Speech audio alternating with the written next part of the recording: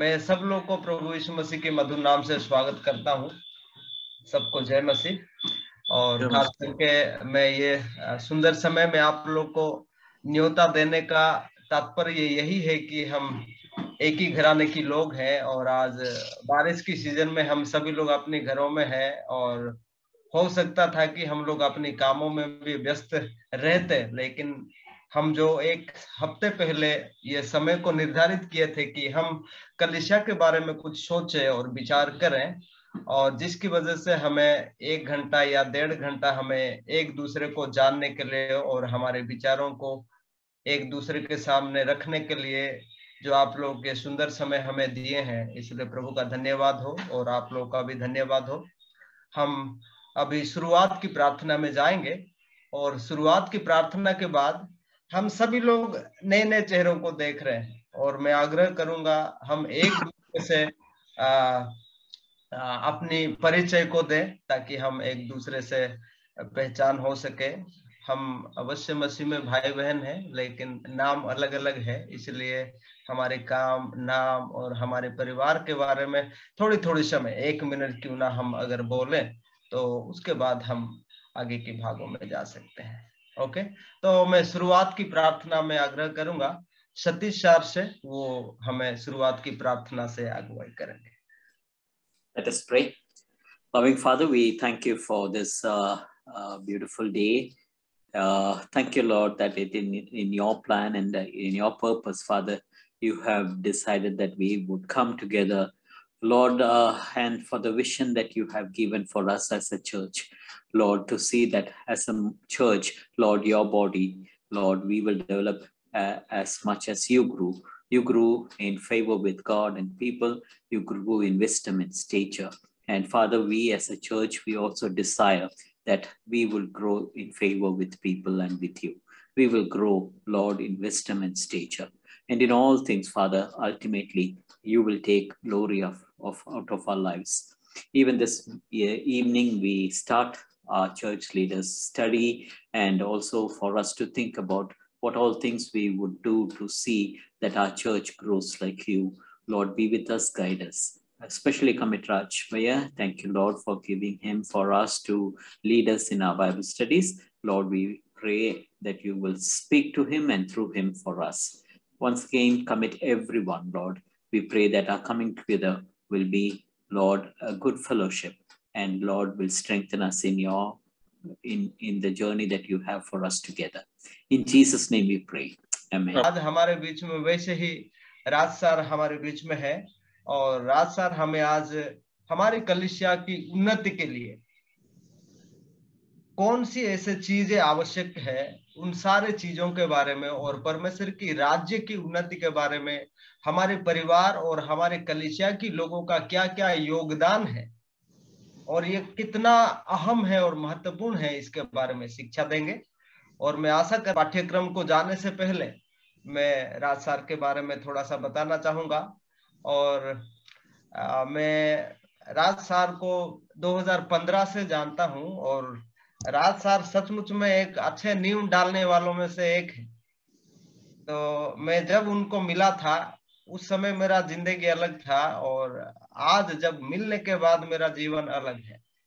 और मैं 2015 में उनकी एक संस्था थी, वो संस्था में नमक पहल बोल के एक संस्था, उसमें उनके साथ में कार्यरत था, और अभी भी वो परमेश्वर का प्रेम उनके साथ मुझे जुड़ाए रखा है और अभी भी वो मेरा मार्गदर्शन करते हैं, खास करके परमेश्वर की अगुवाई से। और मुझे यकीन है कि हम सभी लोग उनके तत्वावधान में परमेश्वर के अनुग्रह के द्वारा हमारे कलीसियों को अच्छी रीति से देखभाल कर सकेंगे। और खास करके राज साहब जैसे अपने बारे में बताएं, वो वैसे ही एक शिक्षक है, विभिन्न सारे कलीसियाओं को और आगे बढ़ाने के लिए उपयुक्त माध्यमों को उन कलीसियाओं को प्रदान करने हेतु वो हमेशा कार्यरत रहते हैं। और वो JNU से MPhil किए हुए हैं और खास करके हिंदी भाषा में उनका तर्जमा करने का बहुत ही अनुभव है, और वो आज हमारे बीच में है।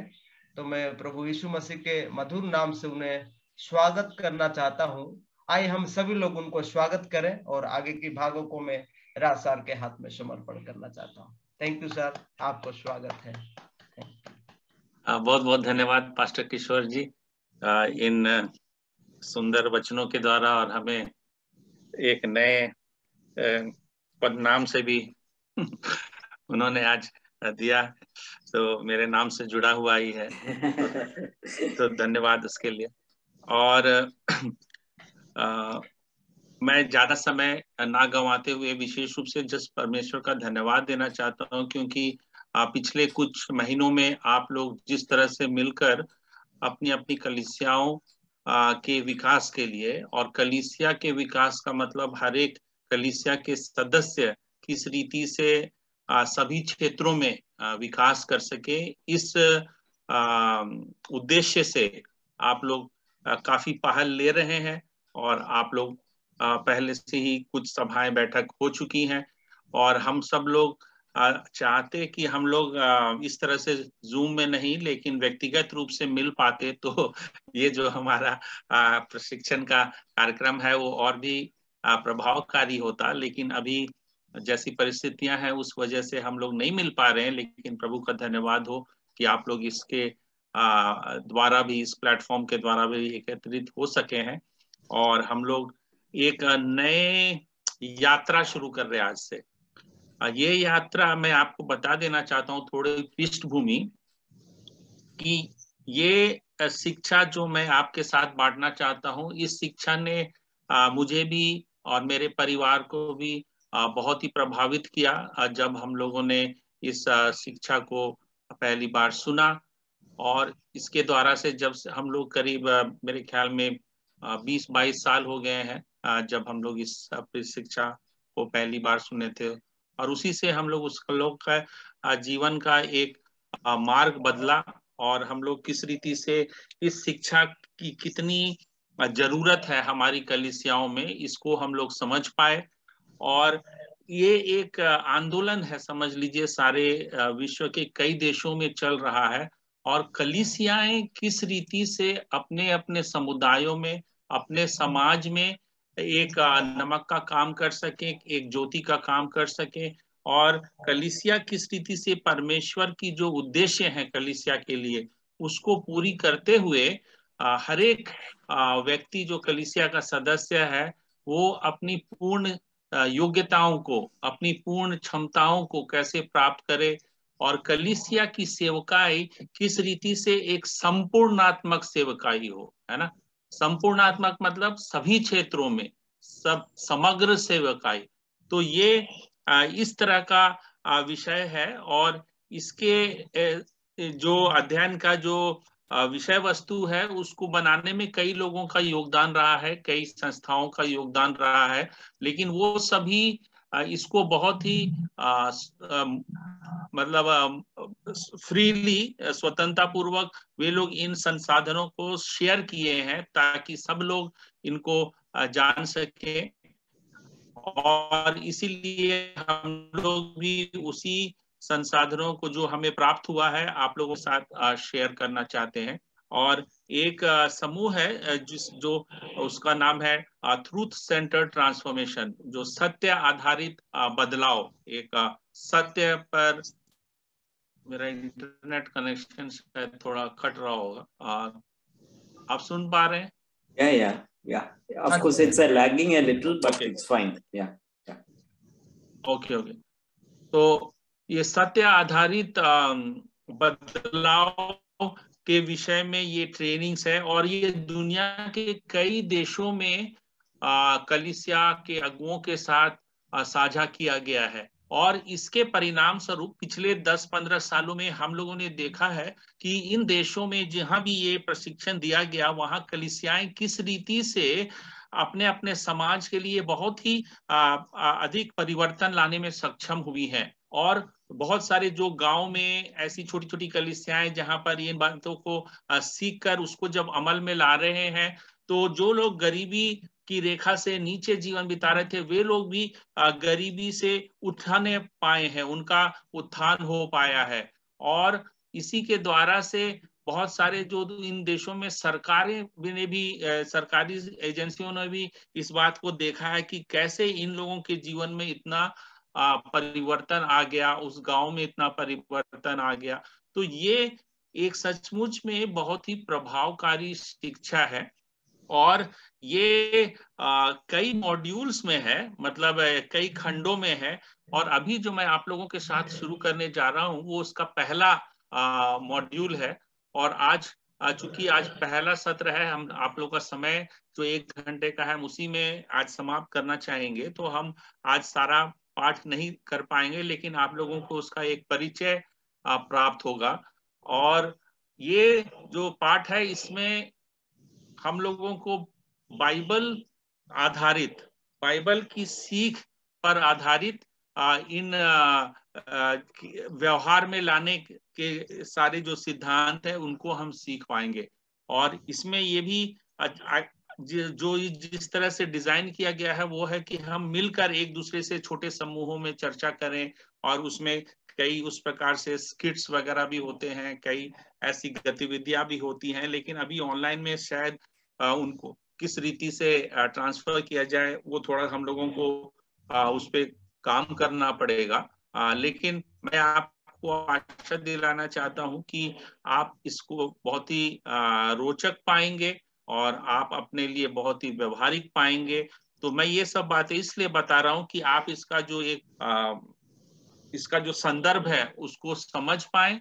और दूसरी बात मैं ये चाहता हूं कि आप लोग इसके लिए अपने को एक तरह से वचनबद्ध भी करना पड़ेगा कि आप लोग इस श्रृंखला को पूरा सीखना जारी रखेंगे, क्योंकि इससे बहुत ही आवश्यक है कि आप लगातार इस बातों को सीखें और उनको अपनी कलीसिया में, अपने परिवारों में व्यवहार में लाएं, और तभी हम लोग उन जो उद्देश्य है हमारे ये समग्र विकास का उसको प्राप्त कर पाएंगे। तो ये मैं कुछ परिचय में इस प्रशिक्षण के बारे आपसे बताना चाहता था। तो आज का जो पहला पाठ है वो है, मैं आपसे शेयर करूंगा।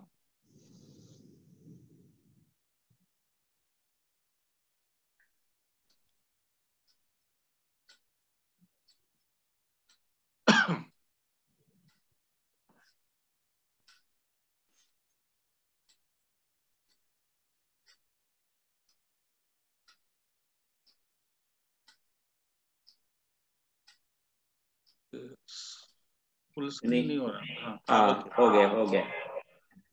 तो ये है संपूर्ण कहानी, है ना। संपूर्ण कहानी मतलब पूरी कहानी। तो मेरी आशा है कि हम सब कहानी सुनना पसंद करते हैं, है ना। हम लोग बचपन से ही जब छोटे थे हमारी नानी, दादी या मम्मी ये लोग हम लोगों को कहानी सुनाती होंगी, और जीवन के विषय में बहुत कुछ हम कहानियों के माध्यम से ही सीख पाते हैं। और कहानियां हर एक के जीवन में बहुत ही प्रभावकारी होती है। और कहानी एक बहुत ही अच्छा माध्यम है जिसके द्वारा हम कई जीवन की गूढ़ बातों को सीख पाते हैं, है ना। तो मेरा ख्याल है हम सभी भी कहानी सुनना पसंद करते होंगे। आप लोग कहेंगे कि नहीं, हम लोग कहाँ कहानी सुनते हैं। तो शायद आप लोग कहानी अभी सुनते होंगे टीवी सीरियल के द्वारा, या आप लोग कहानी सुनते होंगे मूवी देखने के द्वारा, या कई लोग कहानी की पुस्तक पढ़ने के द्वारा, उपन्यास पढ़ने के द्वारा।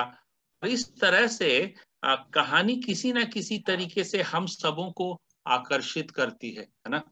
और ये कहानी हमारे जीवनों में बहुत प्रभाव लेकर आते हैं।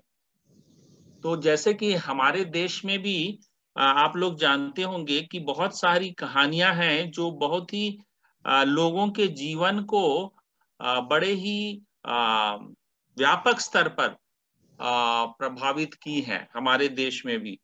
तो उदाहरण स्वरूप कौन सी कहानी आप लोग जानते हैं जो हमारे देश में बहुत ही प्रचलित रही है, सब लोग इन कहानियों को जानते हैं और वे कहानी लोगों के जीवन में बहुत ही प्रभाव डालती हैं। कोई बताना चाहेंगे?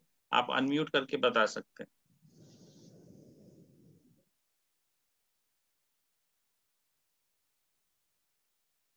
कौन सी कहानी हमारे देश की संस्कृति में काफी महत्वपूर्ण रही है, जिन्होंने काफी प्रभावकारी भूमिका अदा की है हमारे देश की संस्कृति में?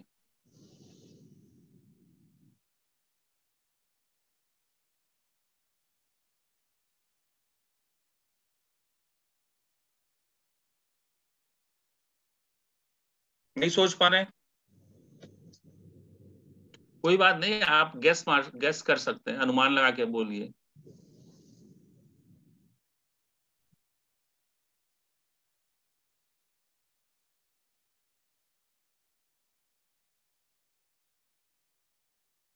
नहीं, पास्टर किशोर ने आप लोगों को म्यूट रहने बोला, इसका मतलब नहीं कि आप अनम्यूट नहीं कर सकते।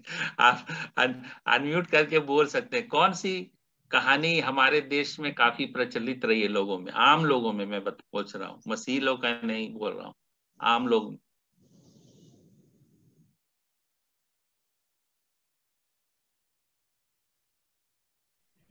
ये किसकी जीवनी के बारे में भी हो सकता है, आप बता सकते हैं। सर कहानी अपने जो मैंने सुनी है काफी मुझे प्रभावित करी है, डॉक्टर एपीजे अब्दुल कलाम जी की, उनकी लाइफ से काफी वो हमें सीख अच्छा, मिलती है, कैसे उन्होंने स्ट्रगल काफी करके इतने महान वो हमारे हो रहे हैं। तो ओके, बहुत अच्छा। तो आपने डॉक्टर अबुल कलाम आजाद जो हमारे राष्ट्रपति रहे, और कैसे एक ग्रामीण परिवार में वो कैसे बहुत ही पहले अखबार बेचा करते थे, है ना, छोटे बच्चे के रूप में, और इतने बड़े साइंटिस्ट बने, और उसके बाद वो राष्ट्रपति के पद पर आसीन हुए। तो ये उनके जीवन की कहानी बहुत प्रभावकारी है जो उन्होंने अपने बारे में लिखा है। बहुत अच्छा। और बताइए कोई।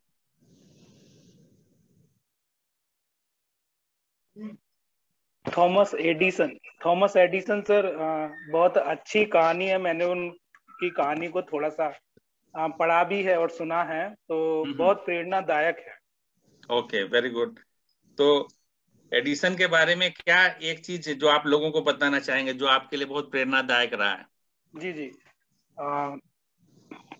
ये उनके बचपन की कहानी थी। थॉमस एडिसन जब स्कूल जाते थे, मैं इसको शॉर्ट करना चाहता हूँ थोड़ा सा, तो जो टीचर से वो पढ़ते थे वो बहुत ज्यादा ब्रिलियंट नहीं थे और उनके अंदर कोई काबिलियत नहीं थी पढ़ाई लिखाई को लेकर। तो उस टीचर ने उनके हाथ में एक नोट थमा दिया था जिसमें काफी सारे उनकी खामियां लिखी हुई थी, और उस समय थॉमस एडिसन पढ़ना नहीं जानते थे, वो पढ़ नहीं सकते थे उस लेटर को।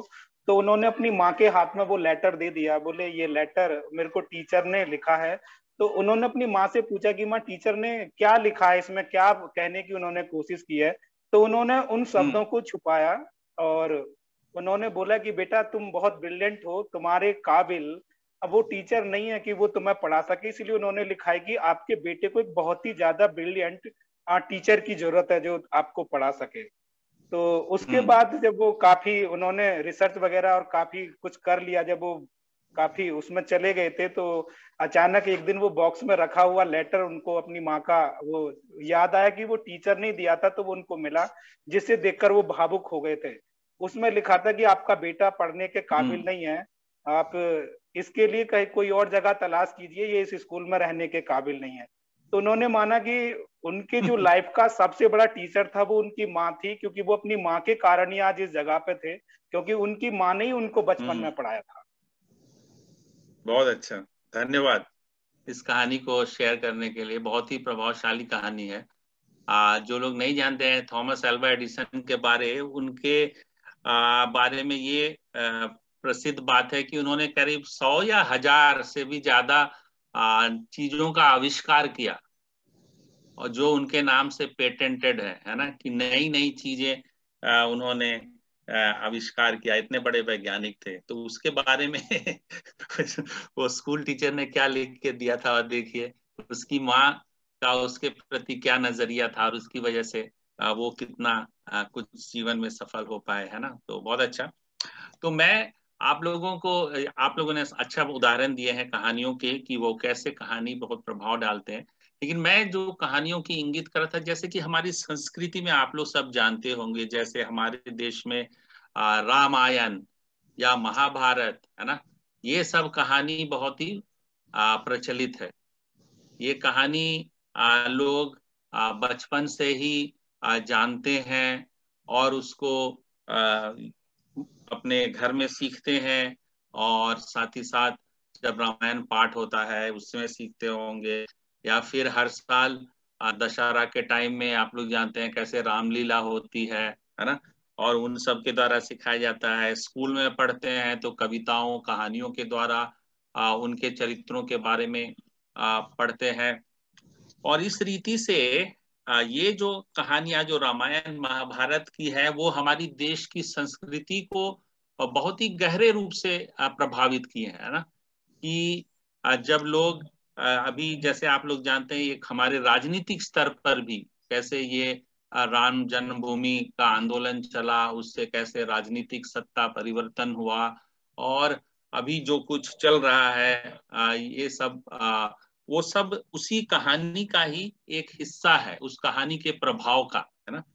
और आप लोग जानते भी होंगे कि साधारण तौर पर भी ऐसा बोला जाता है कि मर्यादा पुरुष तो वो आदर्श है पुरुषों के, उसी तरह से सीता को माना जाता है कि स्त्रियों को सीता समान होना चाहिए।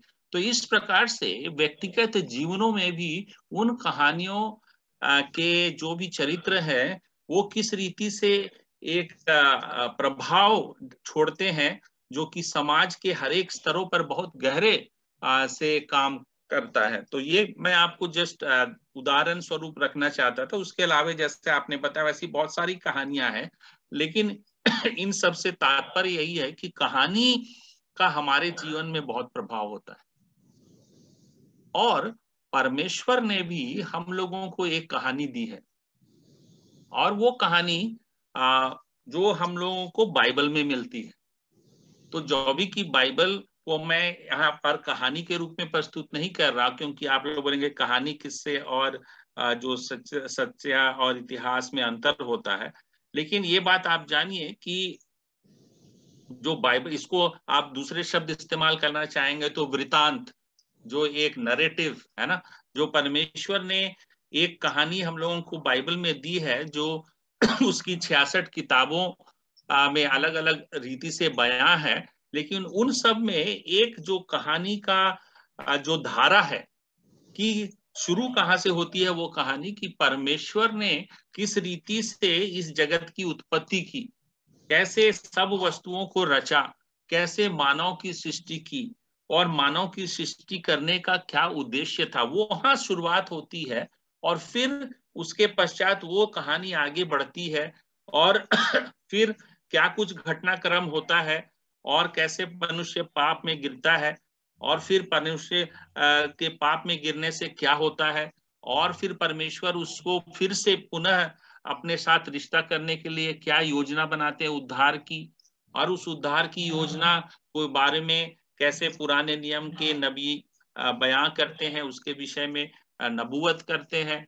और समय के पूरे होने पर यीशु मसीह इस दुनिया में आते हैं, और यीशु मसीह के जीवन में जो भी उन्होंने सेवकाई की करते हैं, और उनकी क्रूस पर मृत्यु होती है, और क्रूस पर मृत्यु के पश्चात पुनरुत्थान होता है। तो ये सारी उस कहानी के हिस्से हैं, और ये कहानी अभी खत्म नहीं हुई है ना। प्रभु यीशु मसीह जब स्वर्ग में उठा लिए जाते हैं तो वो अपने शिष्यों को एक मिशन सौंपते हैं, एक उनको आदेश देते हैं, जिसको हम लोग महान आदेश कहते हैं, कि सब राष्ट्रों को ये समाचार सुनाने का, सब राष्ट्रों को शिष्य बनाने का।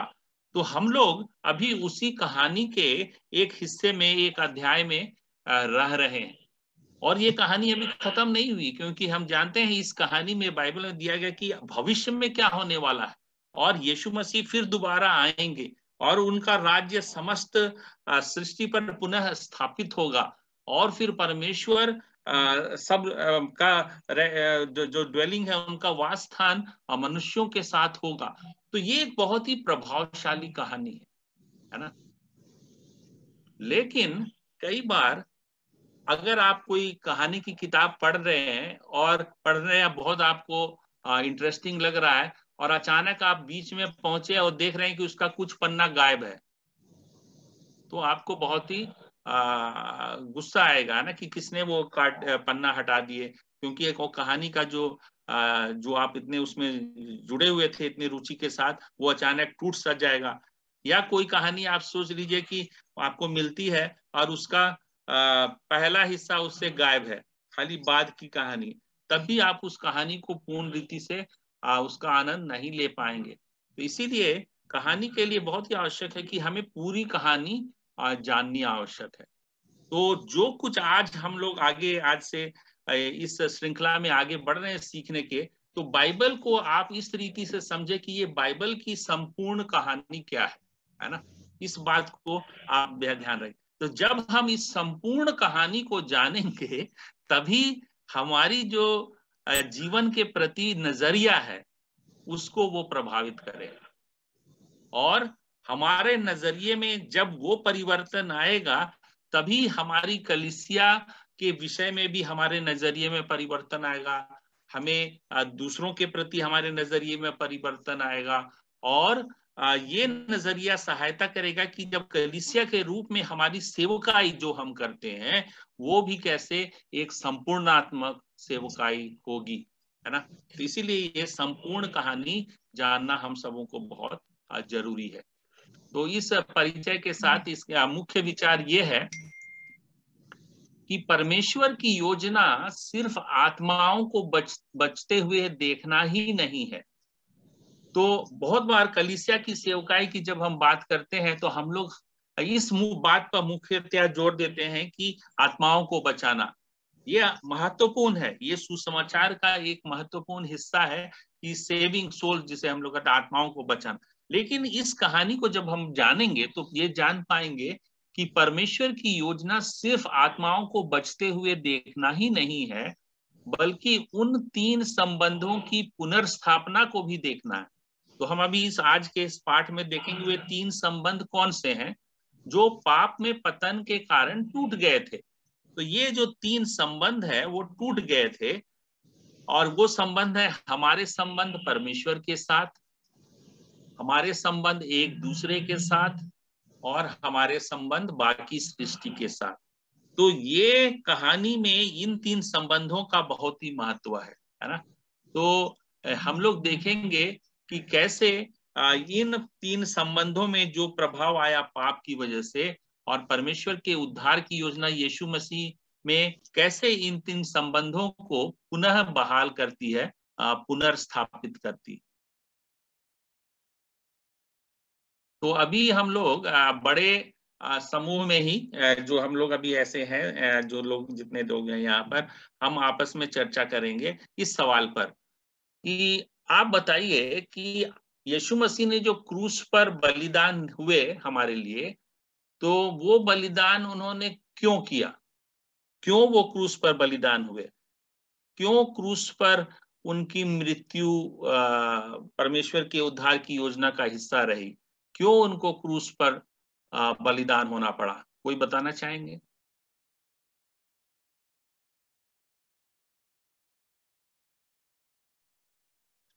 प्रभु यीशु मसीह ने हमारे लिए क्रूस में बलिदान दिया ताकि हमारे पापों से हमें उद्धार पाए, अनंत जीवन पाए, और हम प्रभु यीशु विश्वास का अपना सारा बोझ उसमें डाल के अनंत जीवन। ओके, बहुत अच्छा, धन्यवाद। तो ये आपने बहुत सही बताया कि यीशु मसीह ने क्रूस पर इसलिए बलिदान दिया ताकि हम मुक्ति प्राप्त कर सके, हम अपने पापों की क्षमा प्राप्त कर सके, और हमें अनंत जीवन प्राप्त हो सके। ये बहुत सही है। यीशु के क्रूस पर मृत्यु की एक महत्वपूर्ण कारण ये है जो आपने बताया। और कोई बताना चाहेंगे?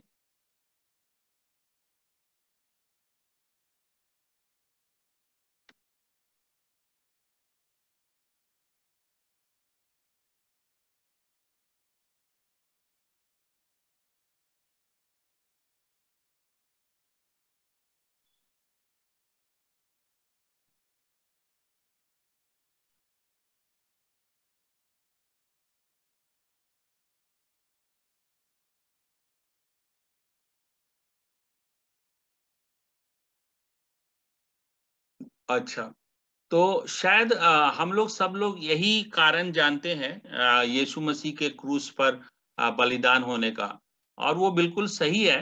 वो यीशु मसीह के क्रूस पर बलि होने का एक महत्वपूर्ण और मुख्य कारण था, लेकिन ये पूरी कहानी नहीं है, ये पूरा कारण नहीं है, क्योंकि बाइबल बताती है कुछ और भी, और वही हम देखना चाहेंगे। कि हम आमतौर पर कहते हैं कि यीशु हमारे पापों को बचाने के लिए आए थे, ये सच है, लेकिन वह उससे भी अधिक बढ़कर कुछ करने के लिए आए थे, है ना। वो हम देखेंगे क्या है कि क्रूस पर उसकी मृत्यु पूरी कहानी का केवल एक हिस्सा है। बाइबल के संदेश को वास्तव में समझने के लिए हमें शुरू से अंत तक पूरी कहानी को समझना होगा, है ना। तो यही मैं बताना चाह रहा हूं कि शायद हम लोगों ने पूरी कहानी ठीक से नहीं पढ़ी या ठीक से नहीं समझी। हम उसका एक मुख्य हिस्सा को तो जान पा रहे हैं, वो बिल्कुल सही है, लेकिन इस पूरी परमेश्वर के योजना को समझने का और यीशु के क्रूस पर मृत्यु का क्या मुख्य कारण था, इसको जानने के लिए हमें कहानी को शुरू से समझना होगा, है ना। तो आइए हम लोग थोड़ा शुरुआत से जानने का प्रयास करते हैं। और शुरू कहाँ होती है? जहां पर सब वस्तुओं की सृष्टि हुई, है ना, जहां पर शुरुआत में आदि में परमेश्वर ने सब वस्तुओं की सृष्टि की, वहां से शुरू होती है। तो परमेश्वर के जगत को बनाने के बारे में जो कुछ भी आप पहले से जानते हैं, और उसके आधार पर आप इन सवालों का जवाब कैसे देंगे, है ना। तो मैं एक सवाल पूछ रहा हूं, आदम और परमेश्वर के बीच में क्या संबंध था? जब परमेश्वर ने आदम की रचना की, हम लोग उत्पत्ति की पुस्तक जो पहली पुस्तक है उसमें उसमें पढ़ते हैं कि आदि में परमेश्वर ने आकाश और पृथ्वी की सृष्टि की, और उसके पश्चात हम लोग उसके 26वें पद में पाते हैं कि परमेश्वर ने मनुष्य को अपनी अपने समानता में सिरजा, है ना। इस प्रकार से हम लोग पढ़ते हैं। तो आदम और परमेश्वर के बीच में क्या संबंध था? कोई बताना चाहेंगे इन पदों को पढ़ के? उत्पत्ति 1 26 से 27 और उत्पत्ति 1 31, कोई पढ़ें और फिर बताएं।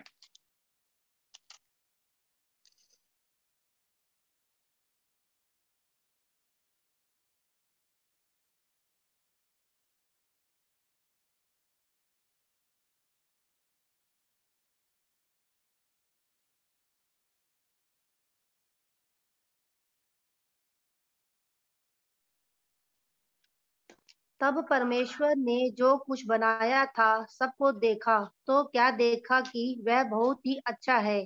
तथा सांझ हुए फिर भोर हुआ, इस प्रकार छठवां दिन हो गया। आपने 31 पढ़ा, लेकिन 26 और 27 भी पढ़ें। Okay sir, 26।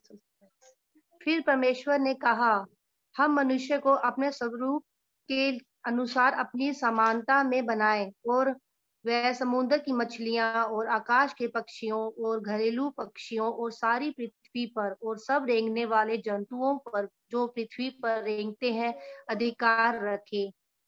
तब परमेश्वर ने मनुष्य को अपने स्वरूप के अनुसार किया, अपने ही स्वरूप के अनुसार परमेश्वर ने उनको उत्पन्न किया, नर और नारी करके उसने मनुष्यों की सृष्टि की। धन्यवाद। तो यहाँ पर हम क्या देख पा रहे हैं कि जो मनुष्य और परमेश्वर के बीच में किस प्रकार का संबंध यहाँ पर दिखाई दे रहा है? कैसा संबंध था परमेश्वर और मनुष्य के बीच?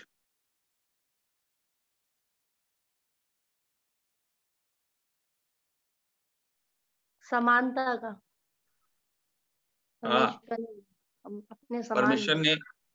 परमेश्वर ने मनुष्य को अपनी समानता में सिरजा, और वो उसके बाद बोल रहे हैं कि उसको सब चीजों पर अधिकार रखने का ये अधिकार दिया, सब जो परमेश्वर ने सृष्टि थी उन सब के ऊपर, है ना।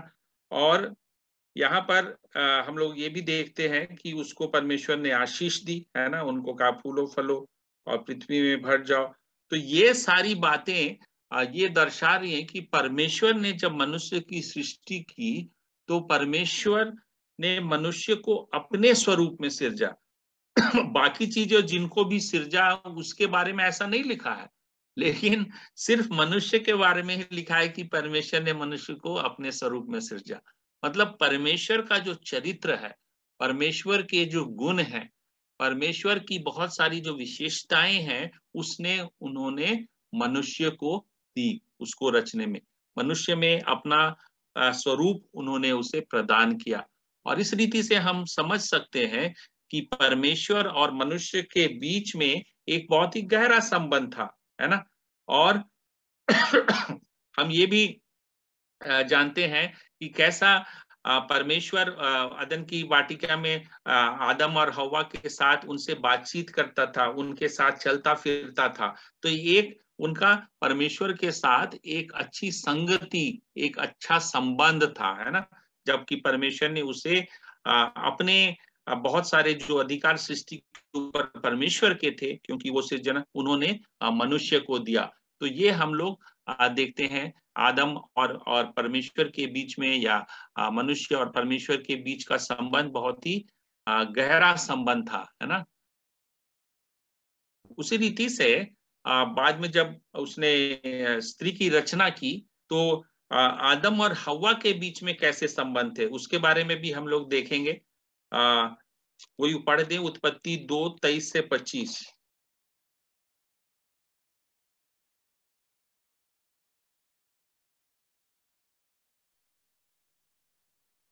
तब आदम ने कहा, अब यह मेरी हड्डियों में की हड्डी और मेरी मांस में का मांस है, इसलिए इसका नाम नारी होगा, क्योंकि यह नर में से निकाली गई है। इस कारण पुरुष अपने माता पिता को छोड़कर अपनी पत्नी से मिला रहेगा और वह एक ही तन बने रहेंगे।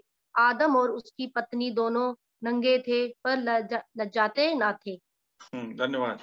तो इस पदों से आप क्या सोच सकते हैं, उन दोनों के बीच कैसा संबंध था, आदम और हवा के बीच?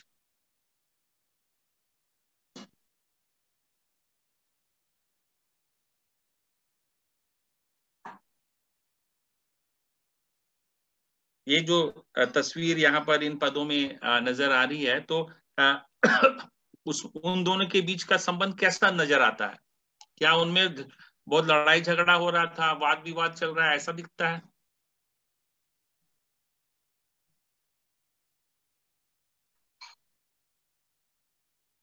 उनमें आपस में बहुत गहरा संबंध था। हाँ, तो बहुत गहरा संबंध था। वो बोल रहा मेरे हड्डियों में की हड्डी, मेरे मांस में का मांस, है ना। और वो परमेश्वर भी उनके विषय कहता है कि वो पत्नी से मिला रहेगा, दोनों एक ही तन होंगे। तो इस प्रकार से भी उन दोनों के बीच में बहुत ही गहरा संबंध दिखाई दे रहा है। तो हम लोग क्या देख रहे हैं इस कहानी में? कहानी की सृष्टि के प्रारंभ में जब परमेश्वर ने सब वस्तुओं की सृष्टि की, मनुष्यों की सृष्टि की, तो मनुष्य के साथ उसके संबंध बहुत अच्छे गहरे थे, और साथ ही साथ स्त्री पुरुष के बीच के भी संबंध बहुत अच्छे थे। अब देखिए आदम और सृष्टि के बीच का संबंध कैसा था। जो सृष्टि, बाकी की सृष्टि परमेश्वर ने रची, उसके विषय में हम लोग क्या पाते हैं। तो पहला अध्याय उत्पत्ति का 29 और 30 पद कोई पढ़े।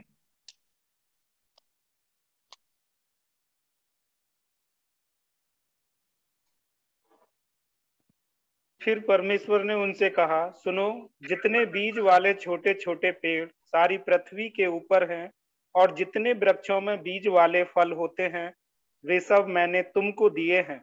वे तुम्हारे भोजन के लिए हैं। और जितने पृथ्वी के पशु और आकाश के पक्षी और पृथ्वी पर रेंगने वाले जंतु हैं, जिनमें जीवन का प्राण है, उन सब के खाने के लिए मैंने सब हरे हरे छोटे पेड़ दिए हैं। और कैसा ही हो गया, और ऐसा वैसा ही हो गया। तो यहाँ पर क्या देख रहे हैं कि जो सृष्टि परमेश्वर ने रची थी और उसको सब उन्होंने उसके बारे क्या कह रहे हैं कि जो कुछ भी उन्होंने दिया है उन सबको उसको परमेश्वर ने उसके लिए दिया था। जो वृक्षों में बीज वाले फल है वे सब तुमको दिए हैं, वे तुम्हारे भोजन के लिए हैं। तो इस रीति से हम लोग यहाँ पर देख रहे हैं। और अंत में 31वें पद में परमेश्वर ने जो कुछ बनाया था सबको देखा और वो देखा क्या, वो बहुत ही अच्छा है। तो जो परमेश्वर ने जो सृष्टि की रचना की थी वहां पर वो सब कुछ बहुत ही पर्याप्त था। वहां पर किसी बात की कोई घटी कमी नहीं थी। आदम के पास सब कुछ था जो उसको जरूरत थी। उसके पास पर्याप्त भोजन था। उसकी जो भी जरूरत है वो सब वहां पर उसके लिए उपलब्ध था। तो ये जो हम लोग देख रहे हैं कि सृष्टि के प्रारंभ में परमेश्वर की जो योजना मनुष्य के लिए रही है उसमें किसी प्रकार की कोई घटी कमी या आज जो हम दुर्दशा देख रहे हैं, आज हम लोग जो लोगों को अपने खाने के लिए अपने पेट भरने के लिए कितनी तरह की तकलीफ परेशानी उठानी पड़ रही, कितने लोगों को मतलब सही खाना मैसर नहीं होता, उनकी जरूरतें पूरी नहीं होती और कितने प्रकार के संघर्ष हैं। तो ये सारी जो स्थिति वहां पर हम लोग नहीं देख रहे। वहां पर सब कुछ क्या था, उपलब्ध था, सब कुछ अच्छा था और संबंध अच्छे थे। तो ये चीज हमें बहुत जानने की आवश्यकता है कि अभी जो हम लोग स्थिति हमारे देश में देखते हैं, अपने समाज में देखते हैं, अपने परिवारों में देखते हैं, जब परमेश्वर ने मनुष्य की रचना की तो ऐसा कुछ नहीं था। उस समय क्या था, सब कुछ अच्छा था। परमेश्वर और मनुष्य के बीच में गहरा संबंध था। मनुष्य और मनुष्य के बीच में, स्त्री पद पुरुष के बीच में अच्छा प्रेममय संबंध था।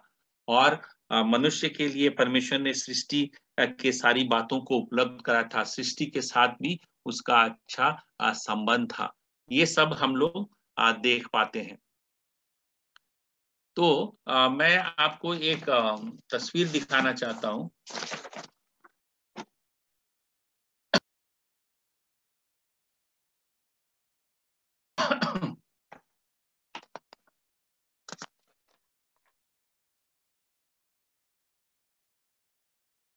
तो ये तस्वीर पता नहीं देख पा रहे हैं कि नहीं, दिख रहा है? तो यहाँ देखिए मनुष्य का जो परमेश्वर के साथ, पहले में मनुष्य का परमेश्वर के साथ संबंध अच्छा था। पुरुष का स्त्री आदम और हवा का संबंध अच्छा था, है ना। और उसी रीति से पुरुष और स्त्री का सृष्टि के से बाकी सारी सृष्टि के साथ भी अच्छा संबंध था, है ना। तो ये जो हम लोग ने अभी ये सारे वर्णन से हम लोगों ने कुछ विचार किया कि प्रारंभ में जो रिश्ते थे, ये संबंध थे परमेश्वर के साथ, मनुष्यों के आपसी और मनुष्य का सृष्टि के साथ, ये बहुत ही अच्छे संबंध थे, है ना। तो ये हम लोग देख पाए हैं।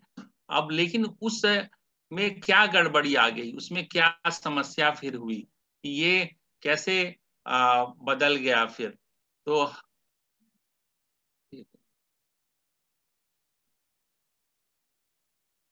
अब हम लोग एक आज के लिए हम लोग आज पूरा तो नहीं कर पाएंगे सारा पाठ, लेकिन शायद हम लोग ये वाला हिस्सा करेंगे। तो इसके लिए उत्पत्ति 3 का 1 से 20, उत्पत्ति 3 का 1 से 20 इसको कोई पढ़ दे। यहोवा परमेश्वर ने जितने बनैले पशु बनाए उन सब में सर्प धूर्त था। उसने स्त्री से कहा, क्या सच है कि परमेश्वर ने कहा, तुम इस वाटिका के किसी वृक्ष का फल न खाना? स्त्री ने सर्प से कहा, इस वाटिका के वृक्षों के फल हम खा सकते हैं, पर जो वृक्ष वाटिका के बीच में है उसके फल के विषय में परमेश्वर ने कहा है कि ना तो तुम उसको खाना और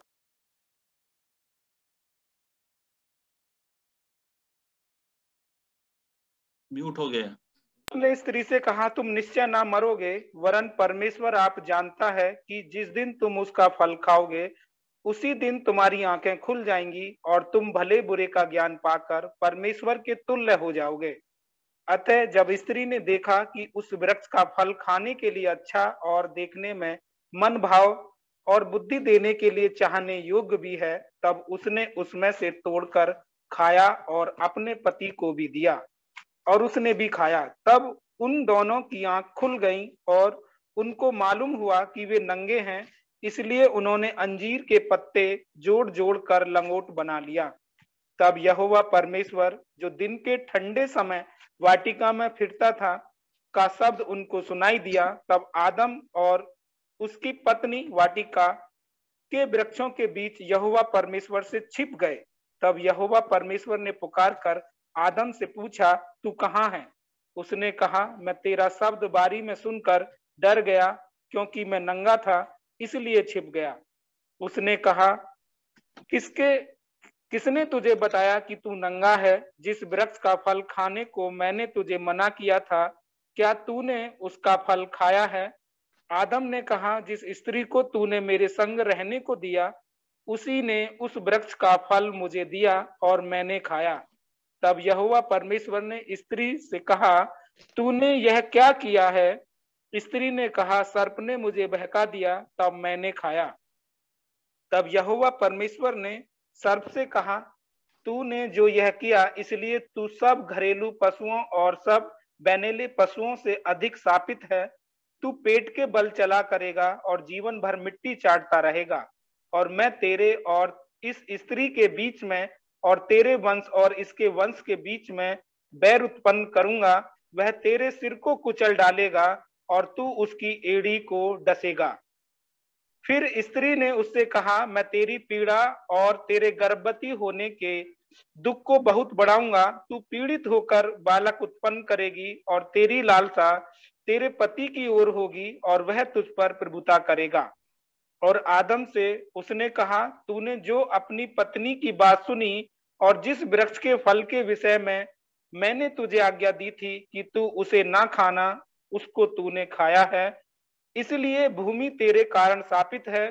तू उसकी उपज जीवन भर दुख के साथ खाया करेगा और वह तेरे लिए कांटे और ऊंट कटारे उगाएगी और तू खेत की उपज खाएगा और अपने माथे के पसीने की रोटी खाया करेगा और अंत में मिट्टी में मिल जाएगा, क्योंकि तू उसी में से निकाला गया है। तू मिट्टी तो है और मिट्टी ही में फिर मिल जाएगा। आदम ने अपनी पत्नी का नाम हव्वा रखा, क्योंकि उसने जितने मनुष्य जीवित हैं उन सब की आदि माता वही हुई। और यहोवा परमेश्वर ने आदम और उसकी पत्नी के लिए चमड़े के अंगरखे बनाकर उनको पहना दिया। फिर यहोवा परमेश्वर ने कहा, मनुष्य भले बुरे का ज्ञान पाकर हम में से, ठीक है, और यहीं तक 20 तक भी पढ़ना था। तो अभी हम लोग क्या देख पा रहे हैं कि जो उतने अच्छे संबंध थे, ये तीनों संबंध में अब क्या आ गई? अब दरार आ गई। वो संबंध किस रीति से पाप में पतन की वजह से प्रभावित हुए, है ना? और कैसा परमेश्वर से जो अच्छी संगति थी, अब उसी परमेश्वर से वो डर गए, उससे छिप रहे हैं, उससे बचने का प्रयास कर रहे हैं।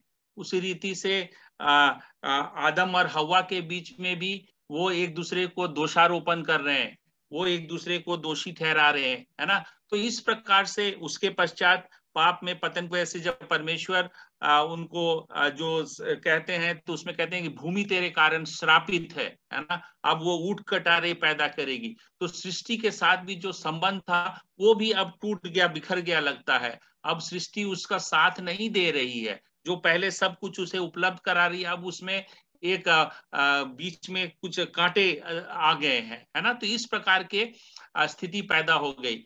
तो उसी को यहाँ पर एक काल्पनिक रूप में, अच्छा ये पूरा नहीं हो पाएगा शायद, मैं एक यहाँ पर एक स्किट के रूप में था, एक नाटिका, जिसमें आदम और हव्वा के बीच का एक वार्तालाप, ये काल्पनिक है लेकिन इन बातों को समझने के लिए तो अगर हम लोग इन पर्सन ट्रेनिंग कर रहे होते तो हम लोग किसी आप लोग में से कोई 2 जन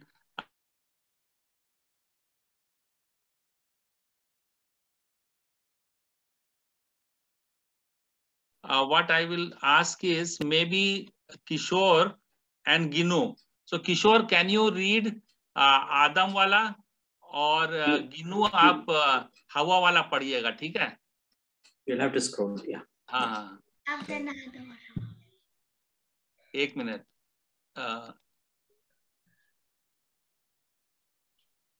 ठीक है, तो मैं स्क्रॉल डाउन करूंगा। आपको अभी दिखाई दे रहा है किशोर?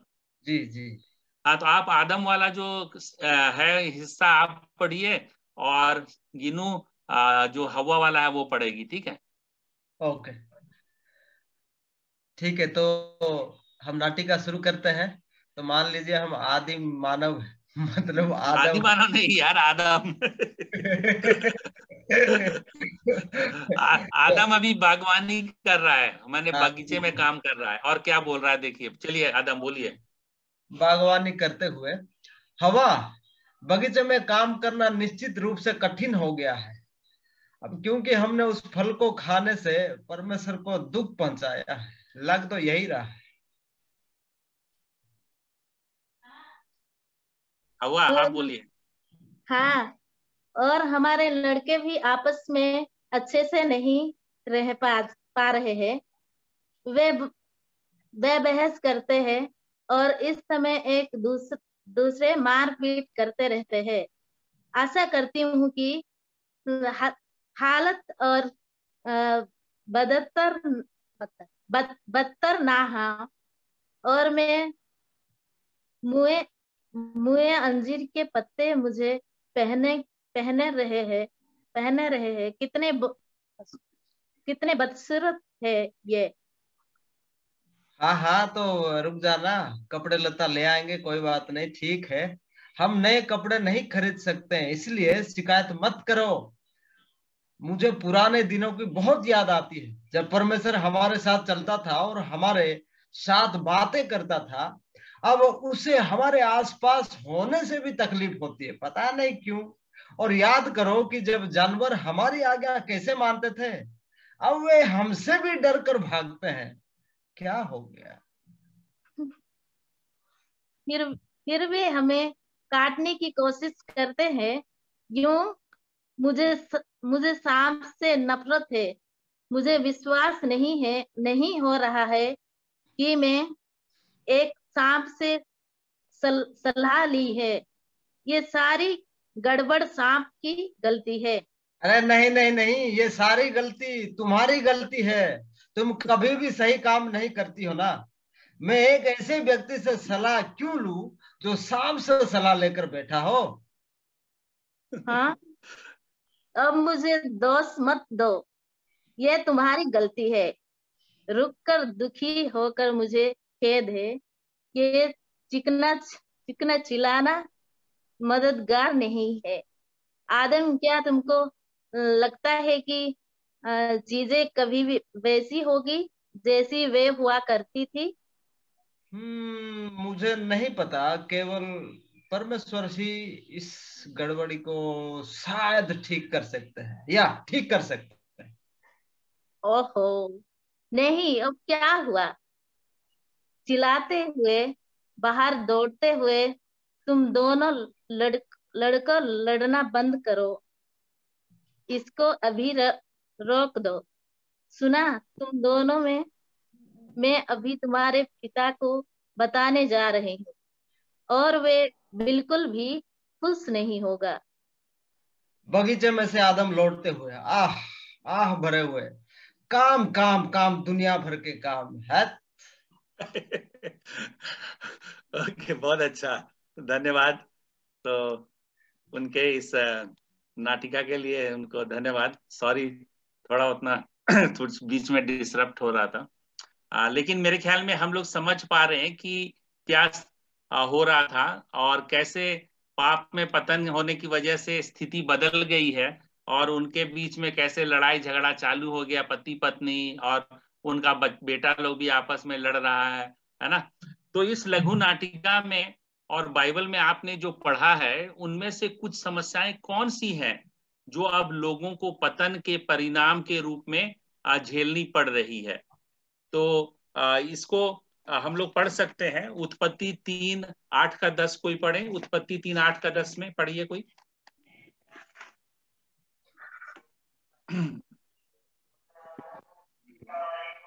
तब यहोवा परमेश्वर जो दिन के ठंडे समय, आप म्यूट हुए। शब्द उनको सुनाई दिया, तब आदम और उनकी पत्नी वाटिका के वृक्षों के बीच यहोवा परमेश्वर से छिप गए। तब यहोवा परमेश्वर ने पुकारकर आदम से कहा, तू कहाँ है? उसने कहा, मैं तेरा शब्द बारी में सुनकर डर गया, क्योंकि मैं नंगा था, इसलिए छिप गया। तो देखिए यहाँ पर परमेश्वर के साथ संबंध जो था ऐसा उस तरह से उतना गहरा, उसमें क्या हो गया? अब एक दरार आ गई है। वो परमेश्वर से छिप रहा है, वो उससे डर रहा है। और वही आज भी हम लोग देखते हैं कि मनुष्य का परमेश्वर के संबंध टूट गया है और लोग परमेश्वर को नहीं जानते हैं या परमेश्वर के साथ कोई रिश्ता नहीं रखते। तो यही उस पाप में पतन की वजह से हुआ। मनुष्य और परमेश्वर के बीच जो एक गहरा संबंध था उसमें एक टूटन आई। कोई 12 पद पढ़े 3 का। आदम ने कहा, जिस स्त्री को तूने मेरे संग रहने को दिया है, उसी ने उस वृक्ष का फल मुझे दिया और मैंने खाया। हाँ, तो यहाँ पर अभी देखिए वो अपनी जिस स्त्री को कह रहा था कि वो मेरे मांस में का मांस, मेरे हड्डी में की हड्डी है, इतना गहरा प्रेम दिखा रहा था, और अभी उसी को वो उस पर दोषारोपण कह रहा है ना कि तूने इसके साथ रहने दिया तो उसी ने मुझे दिया। और वहां पर भी नाटक में हम लोग देखे कैसे उनके बीच में लड़ाई झगड़ा हुआ। तो एक दूसरे के साथ जो संबंध था वो भी टूट गया, उस पर भी असर हुआ। और 3 का 15 कोई पढ़े। और मैं तेरे और इस स्त्री के बीच में और तेरे वंश और इसके वंश के बीच में बैर उत्पन्न करूंगा, वह तेरे सिर को कुचल डालेगा और तू उसकी एड़ी को डसेगा। और साथ ही साथ आप पढ़ सकते हैं 18 पद भी। और वह तेरे लिए कांटे और ऊंट कटारे उगाएगी और तू खेत की उपज खाएगा। हाँ, तो अब सृष्टि के साथ भी संबंध टूट गया है ना, कि सृष्टि भी जो उसके साथ अच्छा संबंध था उसमें भी अब एक दरार आ गई। और एक पतन की वजह से तो हम लोग क्या देख रहे हैं कि इस प्रकार से तीनों संबंध में एक टूटन आ गई, एक ब्रेक हो गया है ना। तो जैसा यहाँ पर आप लोग देख सकते हैं कि पहले जो संबंध परमेश्वर के साथ, एक दूसरे के साथ और बाकी सृष्टि के साथ, उन तीनों संबंधों में अब क्या आ गई? एक दरार आ गई, एक टूटन आ गई। तो ये पाप में पतन का नतीजा था, है ना। तो हम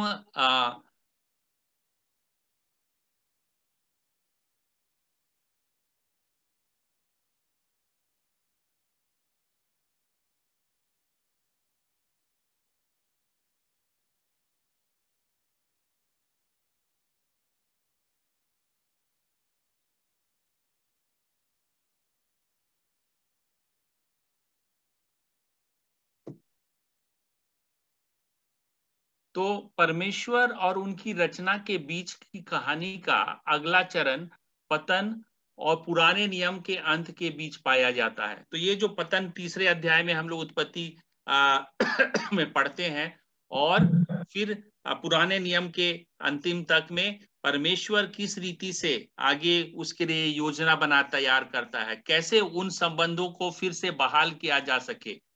यह वो चरण है जहां परमेश्वर अपने लोगों को ढूंढ रहा है। वह जो टूट गया था उसे पुनः निर्माण करने की इच्छा रखता है।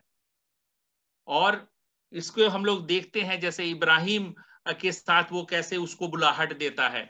और उत्पत्ति का 12:1-3 अगर हम लोग पढ़े, वहां ऐसा लिखा है कि यहोवा ने अब्राहम से कहा, अपने देश और अपने कुटुंबियों और अपने पिता के घर को छोड़कर उस देश में चला जा जो मैं तुझे दिखाऊंगा, और मैं तुझे एक बड़ी जाति बनाऊंगा और तुझे आशीष दूंगा और तेरा नाम महान करूंगा और तू आशीष का मूल होगा। जो तुझे आशीर्वाद दे उन्हें मैं आशीष दूंगा, और जो तुझे कोसे उसे मैं शाप दूंगा। और भूमंडल के सारे कुल तेरे द्वारा आशीष पाएंगे। तो यहाँ पर हम लोग देखते हैं कि कैसा परमेश्वर अब्राहिम को यहाँ पर चुनता है, उसे बुलाहट देता है और उसको आशीष देता है। और क्यों अब्राहम को वो आशीष दे रहे हैं? ताकि अब्राहिम के द्वारा वो सारे राष्ट्रों को आशीष देना चाहते हैं। इस पद में हम पूरे संसार को बचाने के लिए परमेश्वर की योजना को देखते हैं। और हम लोग जब नए नियम में आते हैं तो हम लोग पढ़ते हैं कि कैसे जब हम मसीह में विश्वास में आ जाते हैं तो हम अब्राहम के वंशज ठहरते हैं। तो परमेश्वर ने इब्राहिम को जो ये आशीष दी थी कि भूमंडल के सारे कुल, पृथ्वी के सारे राष्ट्र तुम्हारे द्वारा आशीषित होंगे।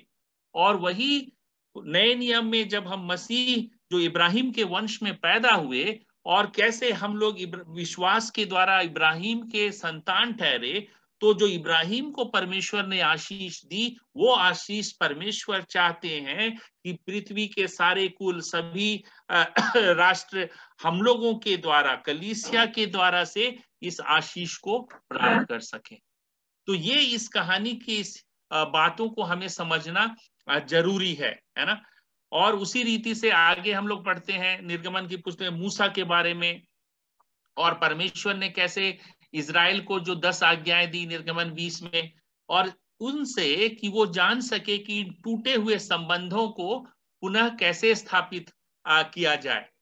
और जब उस व्यवस्था की बातें जो परमेश्वर मूसा को देता है, तो उसमें हम लोग देखते हैं कि वो सिर्फ आत्मिक जीवन बातों के विषय में नहीं है, लेकिन आपसी संबंधों के बारे में, प्रकृति के साथ हमारे संबंधों के बारे में। तो व्यवस्था अगर आप पढ़ें, लेवी व्यवस्था की पुस्तक और व्यवस्था विवरण की पुस्तक, तो उसमें आप पाते हैं कि परमेश्वर जो नियम देते हैं वो उनके सिर्फ परमेश्वर के साथ संबंधों की पुनर्बहाली के लिए ही नहीं, लेकिन एक दूसरे के साथ, समुदाय के अन्य लोगों के साथ और बाकी सृष्टि के साथ उनको कैसे देख रखाव रख रखाव करना, उसके विषय में।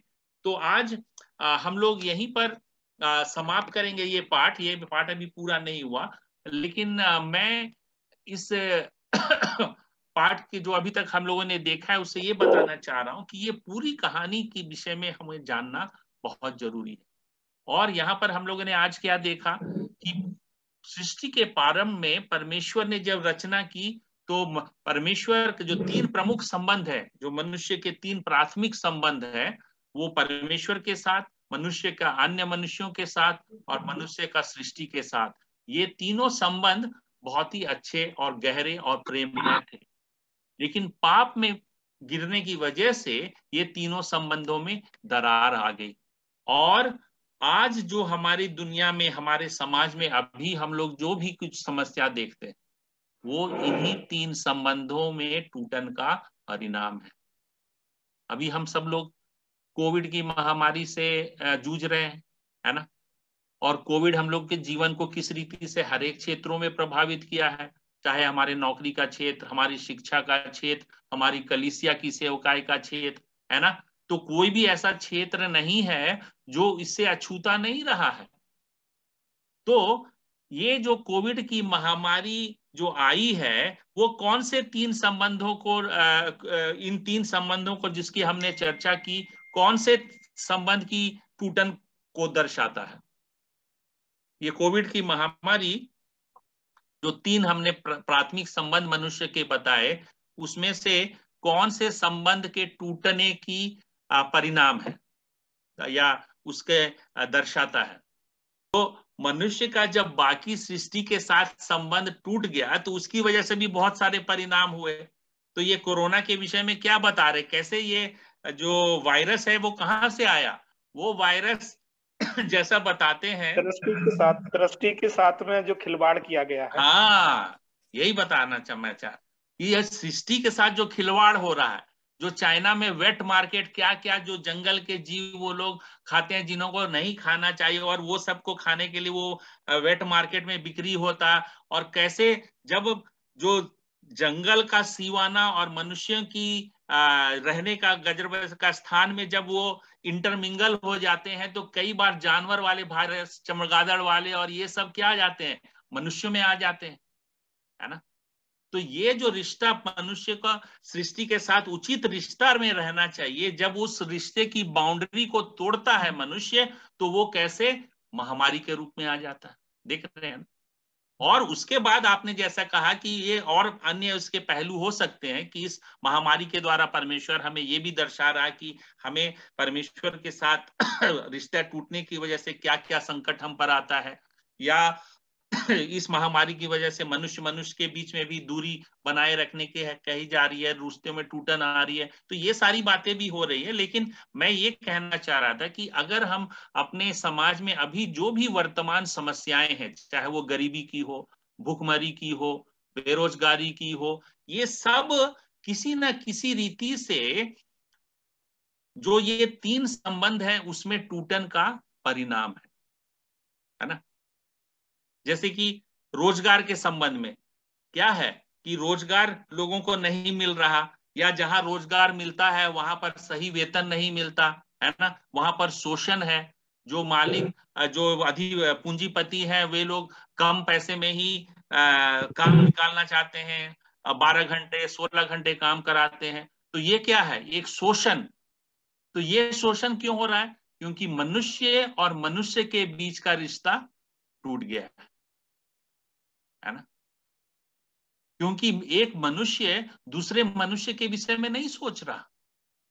अभी जैसे कल का अखबार में पढ़े कि कहीं पर कंस्ट्रक्शन काम हो रहा था, खुदाई का काम, बिल्डिंग बनने का, और वहां मिट्टी धंसने से 2 लोगों की मृत्यु हो गई। तो क्या है, क्योंकि जो कंट्रैक्टर है वो उस मनुष्य जो उसका लेबरर है उसके विषय में नहीं सोच रहा कि वो कैसे उसके लिए सुरक्षा के उपाय करता है या नहीं, किस रीति से काम होना चाहिए जिससे कि उसके जीवन पे आंच ना आए, ये नहीं सोचते। तो ये चूंकि मनुष्य और मनुष्य के बीच का रिश्ता टूटा हुआ है और उसी रीति से इस तरह की समस्याएं आती हैं। तो आज के जो हम लोगों ने पाठ सीखा है, इससे आप लोग ये बात स्पष्ट हो पाई होगी कि कैसे हमारे वर्तमान में जिन संघर्षों से हम जूझ रहे हैं उन सब के कारण वहां दिखाई देते हैं, उस अदन की वाटिका में जो कुछ हुआ, और जो ये तीन संबंधों में जो टूटन आई, और उसी की वजह से आज हम लोग इन सारी बातों में आज जूझ रहे हैं। रिश्तों में खटास है, पति पत्नियों के रिश्ते में, माता पिता बच्चों के बीच में, है ना, या दो समुदायों के बीच में अभी इतनी संघर्षों की बात आ रही है ना। तो ये सारी चीजें जो हमारे समाज में आज व्याप्त हैं, इन तीन संबंधों के टूटन के परिणाम है। और इसीलिए हम लोग इस कहानी में आगे देखेंगे कि कैसे परमेश्वर की इच्छा है। आप लोगों ने बताया क्रूस पर क्यों मरे, कि हम लोगों के पापों से मुक्ति देने के लिए, वो सही है। लेकिन उससे भी बढ़कर प्रभु की इच्छा उस उद्धार की योजना में ये थी कि क्रूस पर मृत्यु के द्वारा से ये सारे रिश्ते जो टूटे, परमेश्वर के मनुष्य के साथ वो रिश्ता तो स्थापन हो रहा है हमारी मुक्ति के द्वारा से, हमें अनंत जीवन मिल रहा है, वो है। लेकिन इन बाकी 2 रिश्तों के बारे में क्या? मनुष्य और मनुष्य के बीच टूटे रिश्ते, मनुष्य का बाकी सृष्टि से टूटा रिश्ता, और वो हम लोग आगे पढ़ेंगे कि कैसे क्रूस पर यीशु मसीह की मृत्यु इन बाकी बाकी दोनों रिश्तों को भी पुनर्स्थापित करने का उनका प्रयोजन था, है ना, कि इन तीनों टूटे रिश्तों में फिर से मेल हो सके। और ये हमारी इस कहानी का हिस्सा है। और जब हम इस नजरिए से सुसमाचार को, कलीसिया को देखते हैं, तो फिर हमारा कलीसिया का काम इन समग्र रिश्तों, इन हर एक रिश्ते जो टूटे आज हमें दिखाई दे रहे हैं, जिसके परिणाम हमारे जीवनों में है, वो कैसे फिर से बहाल किए जाएं, पुनः स्थापित हो, ये हमारी कलीसिया की सेवकाई का हिस्सा बन जाता है ना। तो आगे हम इन विषयों पर और भी आगे गहराई से सीखेंगे। तो हम आशा करते हैं कि आज हमारे पास समय कम था, तो हम सवाल जवाब का भी समय नहीं हो पाया, हम 4:30 तक खत्म करना चाहेंगे। लेकिन अगले सत्र में हमारे पास समय होगा कि आधे घंटा हम लोग, या कम से कम 20 मिनट अंत में आपके साथ सवाल जवाब के लिए समय होगा जिसमें आप लोग अपनी सवालों को रख सकते हैं और हम लोग चर्चा कर सकते हैं। तो आप लोग कृपया नियमित रूप से इस प्रशिक्षण श्रृंखला में जारी रखें और हम लोग मिलकर सीखेंगे और आशा करते हैं कि कलीसिया में आप लोग जो सीख रहे हैं वो कलीसिया के अन्य सदस्यों को सिखा पाएंगे। ये इसका मकसद है। आप लोग लीडर हैं, आप लोग जो सीखते हैं वो कलीसिया के बाकी सदस्यों को कैसे सिखाएंगे और उसके द्वारा से कलीसिया कैसे संपूर्ण रीति से इस संपूर्णात्मक सेवकाई को कर पाएगी और परमेश्वर की मनसाओं को पूरा कर पाएगी। यही हमारा कामना है। तो मैं अब किशोर जी को समाप्त करने के लिए समय देता हूँ। धन्यवाद।